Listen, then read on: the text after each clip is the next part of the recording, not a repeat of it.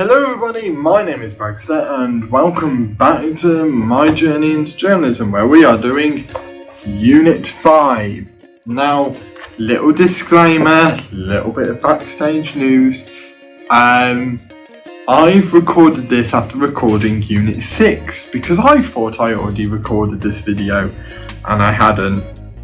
So I had to record it here. So I might not be able to offer the most in-depth or the most fresh opinions, but I'm going to do my best, as we all can do. So yeah, we're just going to ride on into it. So this one is letters T and D. Now letters T and D, obviously letter T is a straight line above the line, and the letter D is a straight line on the line. So it's more about what are their connections with not only each other but other letters as well. So it goes over what to do when you're linking them to other letters, similar to what you've probably seen before actually.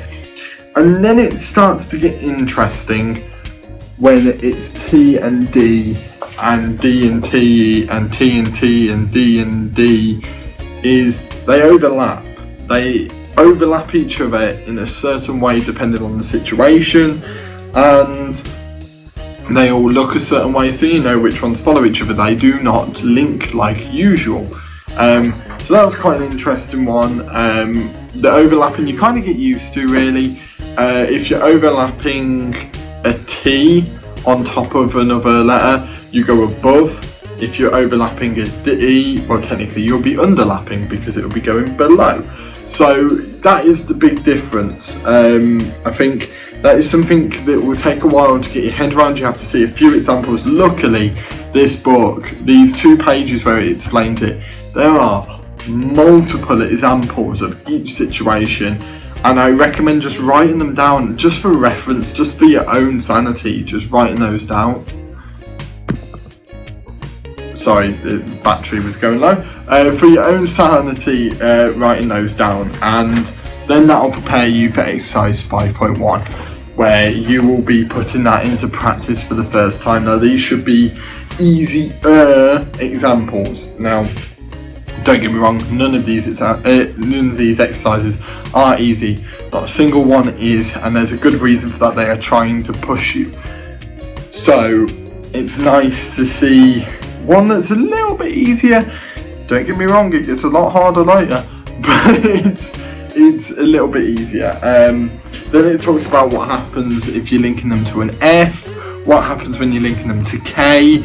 It really goes into detail on T and D and all the different examples you can end up with, what it links to, what it doesn't link to, and for you to, and it gives you examples for you to visualize that. Then it goes into C and K, and then it goes into CT and CD, and examples of those T lines. Again, just loads and loads of examples in this exercise. It just keeps going on and on and on with, and this is probably the exercise with a lot of theory. Don't get me wrong, it's got 2 exercises in, so it's not the most amount. Like, as you can see in here, I've got a page of theory, a couple of pages of theory there as well, and then I've got the exercise. With that exercise, I didn't do amazingly. I didn't like how I did at all. I didn't appreciate it. Yeah, it was just a bit naff. I thought I did pretty poor. I wasn't very happy, and I was like, maybe I'll try in a few days' time. So I just carried on with the theory up until the next exercise. I literally kept writing all the different theory types, the special outlines, because we all love the special outlines, because we all love stuff that's a little bit special. And then a few days later I did go back to exercise 5.1, and the retry really did pay off. I was a lot happier with it. I thought that I had finally grasped a little bit more of the concepts of the T and D's and the past tense and the present tense, etc, etc. Then I went to exercise 5.2. I did that. So, and I think I did well pretty much the first time. It went well, except question 3. I got a few words mixed up. Didn't go too well, if I'm completely honest, but I felt like it was enough for me to move on to Unit 6. And yeah, this one was a lot of theory. The 2 exercises were challenging. They are good challenges, but they are challenging. And yeah, especially like down here. What is my book doing? My book was possessed then. But you just look at some of those T-lines. Some of those are the hardest stuff we've come across so far. And obviously I know it only gets harder from here, but it's especially when you've just got a new content. Once you've got a new concept in your minds, they linked about 3 or 4 of these concepts together. Like the one was to do with the letter R and the fact that the T goes above it, but then you put an R, T and D, and then you have to go up, across, and then below and across. And they're linking multiple concepts together, which is good. It really is hammering home these concepts, which is why I highly recommend writing down each and every example, because they seriously try and hammer home these concepts, especially in these exercises. They really go for it.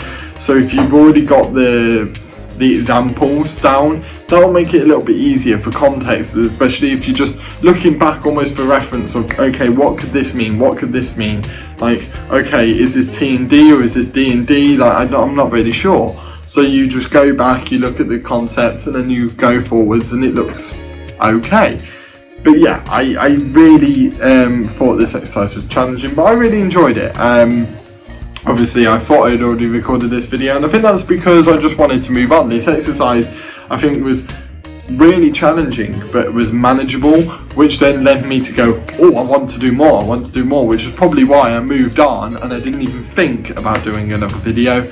And yeah, so that is it for exercise, Unit 5 anyway. The next one is some word groupings. We all love a good word grouping, don't we? Word groupings do help. That is the next video, and I talk about all my lovely experiences and how long that unit took me, because it took me a while in comparison to Unit 5. Unit 5 I ran through in a few days. I was really motivated at that time, so I remember just running through that.